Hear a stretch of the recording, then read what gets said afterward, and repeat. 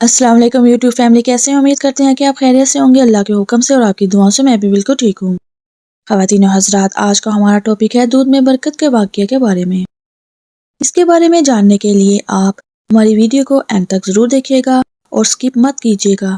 مزید ویڈیو کو آگے بڑھانے سے پہلے ہم آپ سے ریکویسٹ کرتے ہیں کہ اگر آپ ہمارے چینل پہ نیو ہیں، ابھی تک آپ نے سبسکرائب نہیں کیا، سبسکرائب کریں، لائک کریں، شیئر کریں اور بیل آئیکن کے بٹن کو ضرور پریس کریں تاکہ ہماری ہر آنے والی ویڈیو کا نوٹیفیکیشن آپ تک پہنچتا رہے۔ چلیے بڑھتے ہیں ہم اپنی ویڈیو کی طرف۔ روایت مشہور ہے کہ ایک روز حضرت سید علی حجویری رحمۃ اللہ علیہ اپنی قیام گاہ میں تشریف فرما تھے اور یاد الہی میں مصروف تھے۔ ایک بوڑھی عورت اس طرف سے گزری جس کے سر پر دودھ کا مٹکا رکھا ہوا تھا۔ آپ نے اس عورت سے پوچھا کہ تم اس دودھ کی قیمت لے لو اور یہ دودھ ہمیں دے جاؤ۔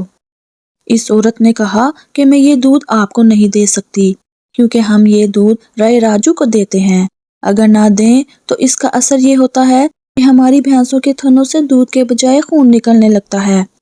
آپ نے عورت کی بات سن کر کہا کہ یہ دودھ ہمیں دے جاؤ تو اللہ تعالیٰ کے فضل و کرم سے تمہاری بھینسوں کے تھنوں سے خون نہیں نکلے گا اور وہ پہلے کی نسبت زیادہ دودھ دے گی انشاءاللہ۔ اس کے علاوہ ہر قسم کی آفت سے بھی محفوظ رہے گی، یعنی تمہیں کسی قسم کا نقصان نہیں ہوگا۔ آپ کی ایمان فروز باتوں سے یہ وہ عورت اس بات پر رضامند ہو گئی کہ دودھ آپ کو دے جائے۔ چنانچہ اس نے دودھ آپ کو دے دیا اور واپس لوٹ گئی۔ شام کو جب اس نے اپنے جانور کو دھویا تو جانوروں نے پہلے کی نسبت بہت زیادہ دودھ دیا۔ اس کے سب برتن بھر گئے، یعنی اللہ تعالیٰ نے اس کے دودھ میں بے پناہ برکت ڈال دی۔ یہ خبر بہت جلد لاہور میں پھیل گئی۔ آخر یہ بات لاہور کے گرد و نواح کے دیہاتوں میں جا پہنچی کہ لاہور کے باہر ایک اللہ کا فقیر ہے، اگر اسے دودھ دیا جائے تو اللہ تعالیٰ اس کے دودھ میں برکت ڈال دیتا ہے اور دودھ پہلے کی نسبت زیادہ ہو جاتا ہے۔ چنانچہ لوگ برکت کی خاطر دودھ آپ کے پاس لے آتے۔ آپ ضرورت کے مطابق لے لیتے اور بقیہ دودھ انہی لوگوں میں تقسیم کر دیتے، اور جب یہ لوگ گھر جا کر اپنے جانوروں کا دودھ دھوتے تو اس میں برکت شامل ہو جاتی اور وہ پہلے کی نسبت زیادہ ہو جاتا۔ اس کرامت کا نتیجہ یہ ہوا کہ وہ لوگ جو رائے راجو کو دودھ دیتے تھے وہ دودھ دینا چھوڑ گئے اور اس کے خلاف ہو گئے۔ وہ اپنے جادو کے زور سے ان سے دودھ کا نذرانہ وصول کرتا تھا۔ اسے بہت تکبر تھا کہ ہمارا دودھ کیوں کر کوئی بند کر سکتا ہے۔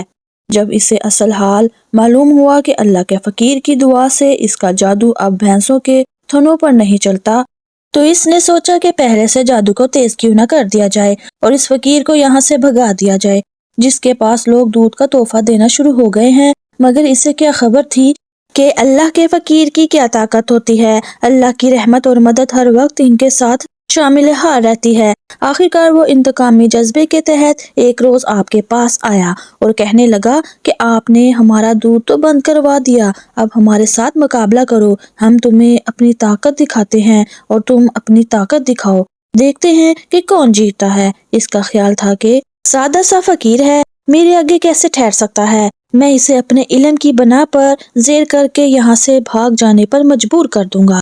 لیکن اسے کیا معلوم تھا کہ اللہ کے فقیروں کے پاس کتنی بڑی طاقت، روحانی قوت ہوتی ہے کہ جس کے سامنے دنیاوی طاقت ہیچ ہو جاتی ہے۔ آخر اس نے کہا کہ ہماری طاقت دیکھو۔ یہ کہہ کر اس نے اپنی زبان میں کچھ پڑھا اور ہوا میں اڑنے لگا اور آہستہ آہستہ اوپر فضا میں بلند ہونا شروع ہو گیا۔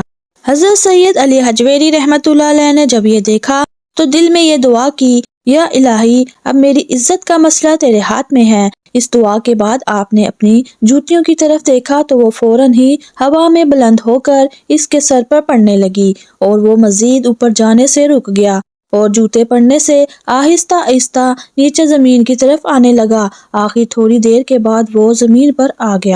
اس کے جادو نے اس کا ساتھ نہ دیا اور وہ اپنی برتری منانے میں ناکام ہو گیا۔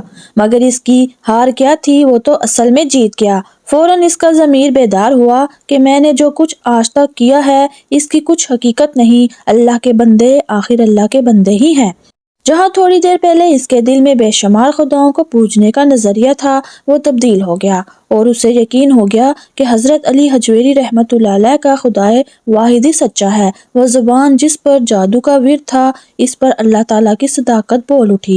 آخر وہ حضرت علی حجویری رحمۃ اللہ علیہ کے قدموں میں گر گیا اور عرض کی کہ حضرت کہ مجھے بھی راہ دکھلا دیجئے جس پر آپ گامزن ہیں۔ چنانچہ کلمہ طیبہ پڑھ کر آپ کے ہاتھ پر مسلمان ہو گیا۔ کیسی اللہ کی شان ہے کہ سرکار کو زیر کرنے آیا تھا، خود زیر ہو کر چلا، کفر کے لیے آیا تھا، صاحب ایمان ہو گیا۔ یہ ہے حضرت علی حجویری رحمۃ اللہ علیہ کی نگاہ کی کرامت کہ اس کرامت سے اس کافر کی کایا پلٹ گئی، وہ مسلمان ہو کر معزز و مکرم ہو گیا۔